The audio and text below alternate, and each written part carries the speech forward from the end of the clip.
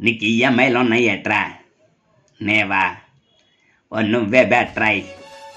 ఒరేదా బీరేసేస్తాన్న ఈఎంఐలు ఎక్కువ అయిపోయి ఏడు చేస్తాం బాబాయ్ ఒకదాని మీద ఒకటి అప్పులు ఓడినాము గొప్పలకి వెళ్తే అప్పులు అయిపోతామా ఇప్పుడు 1వ తారీఖు రాగానే డబ్బులన్నీ కట్ అయిపోయి దోలు తీరిపోతుంది ఏడు చేస్తాం బాబాయ్ ఏటే నిన్ను కూడా వెళ్ళమంటారు దోలు తీర్చుకోమండా రాగైనా బాగా తినాయి పుట్ట బాగా కాలుపుతాను కానీ నా బాధేనా వేటాయి బాగా తీసిన వగ్గి పెట్టా నేను కాలుతానేవ్వాయి